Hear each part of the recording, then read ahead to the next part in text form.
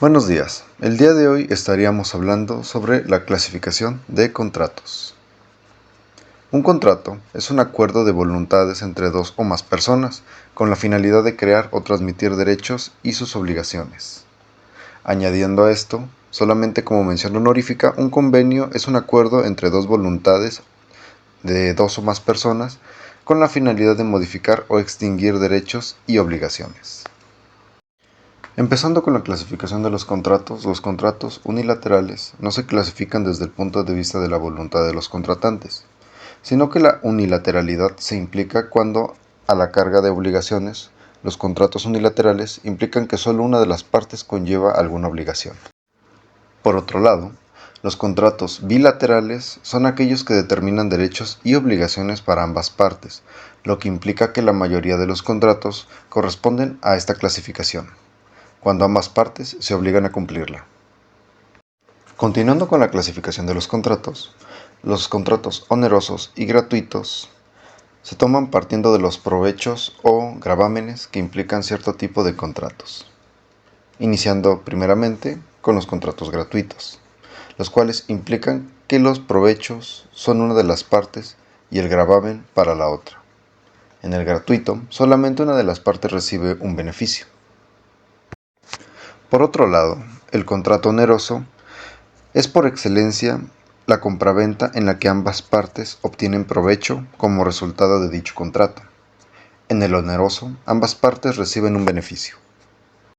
Como subclasificación de los ya mencionados, existen contratos conmutativos y aleatorios.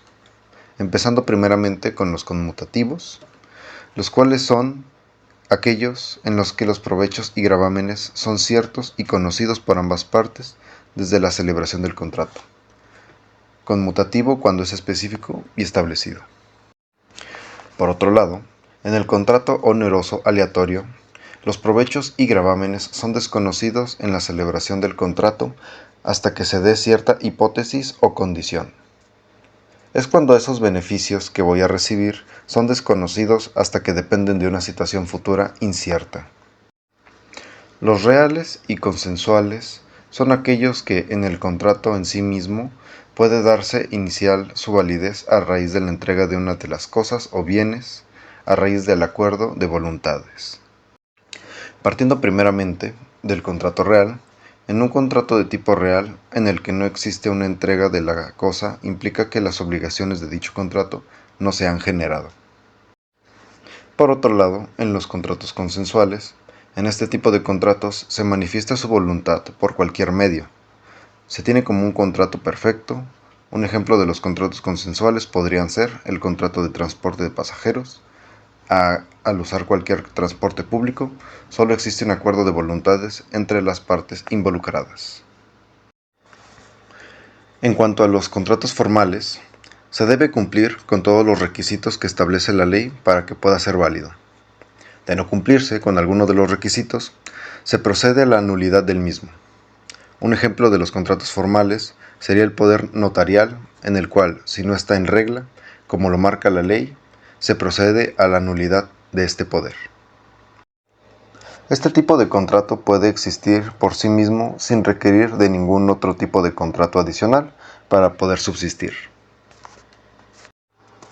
En cuanto a los contratos accesorio, usualmente suelen ser de garantía y a diferencia de los contratos principales, estos sí requieren o dependerán de la existencia de un contrato principal para poder existir o subsistir. Un ejemplo, el contrato de hipoteca, el cual se da con motivo de un préstamo que funcionaría como un contrato principal. Los contratos instantáneos, en este tipo de contratos se realizan y se consuman en un solo momento. Un ejemplo es la compraventa de contado, es decir, el acuerdo de voluntades se crea y se extingue en ese mismo instante. En el contrato de tracto sucesivo, su cumplimiento se realiza a través del tiempo. Un ejemplo de este contrato sería el contrato de arrendamiento, en el cual se da cumplimiento al contrato por medio del pago de rentas parcialmente a través de un tiempo estipulado dentro del contrato. En cuanto a la subclasificación del ya mencionado, existen los preparatorios, los cuales preparan el contrato y están en perfección. en los cuales se podría decir que predomina la promesa. Los translativos de dominio, que transmiten la propiedad de un bien, los cuales están clasificados como las compraventas a plazo, con reserva de dominio, donación, mutuo o permanente. Los translativos de uso transmiten el uso temporal de un bien, los cuales son un ejemplo de arrendamiento y los comodatos. Y por último, las garantías, las cuales garantizar el cumplimiento de la obligación principal. Unos ejemplos de estos podrían ser las hipotecas o las prendas. En cuanto a los contratos laborales, pueden ser colectivos, es decir, es el que se firma cada año con todos los empleados que están sindicalizados, o individuales, o sea, del patrón con el empleado. En la clasificación de este, podemos encontrar contratos como por tiempo determinado, los cuales su principal característica es que el trabajador permanezca un tiempo acordado. Al concluir y no continuar con este tipo de contrato, el colaborador tiene derecho a recibir un finiquito hasta la mitad del tiempo que estuvo laborando, y en caso de despido, una indemnización. El contrato por tiempo indeterminado no tiene fecha de término de la relación laboral entre el empleador y el trabajador. En este caso, si el trabajador renuncia, recibirá un finiquito, y si el empleador, el que decide terminar la relación, deberá liquidarlo.